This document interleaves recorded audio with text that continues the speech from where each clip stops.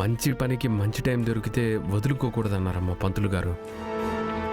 మంచి పనైతే వస్తాన్రా, కానీ అన్యాయం జరిగే చోట పెద్ద మనిషిలా కూర్చోలేను.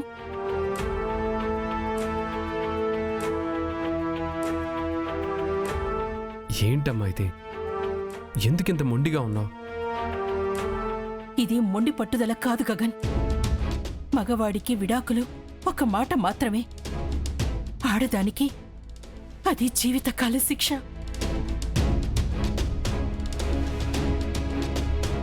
భర్త వదిలేసిన ఆడదాన్ని ఈ సమాజం ఎలా చూస్తుందో, జనాల మాటలు సూదుల్లా ఎలా కుచ్చుకుంటాయో నేను అనుభవించాన్రా.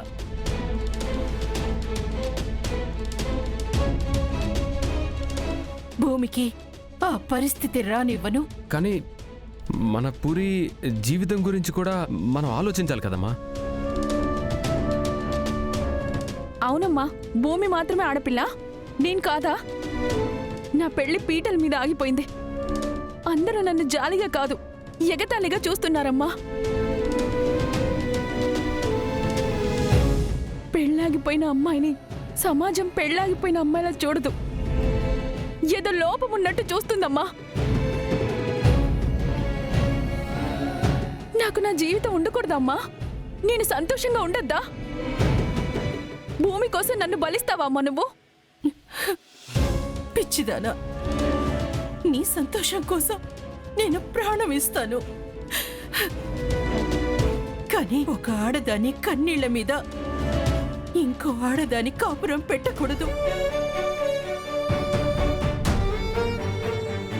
నీ మెడలో తాళి పడాలి, కానీ ఇంకో ఆడదాని తాళి తెగిపోయాక కాదు. గగన్, ఆడదాని ఉసురు తగిలిన ఇంట్లో శుభం తలుపు తట్టదు.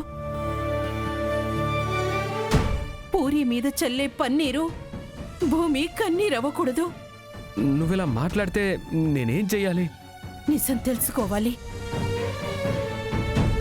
ప్రేమించిన అమ్మాయిని వదిలేసిన రోజు మగవాడు గెలిచినట్టు కనిపిస్తాడు, కాని మనిషిగా ఓడిపోతాడు.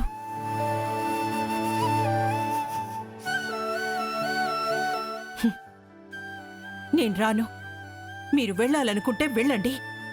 నా ఆశీర్వాదం నా కూతురుకుంటుందేమో కానీ నువ్వు భూమికి చేసే అన్యాయానికి ఉండదు.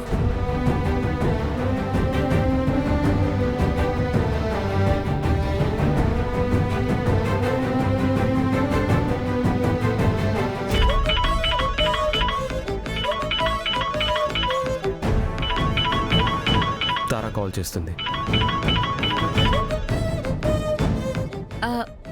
గగన్ గారు బయలుదేరారా? ఇంకా లేదు, మేము రెడీ అయ్యాం. ఒక చిన్న ప్రాబ్లం ఉంది. అమ్మ రావట్లేదు. ఏంటి రావట్లేదా?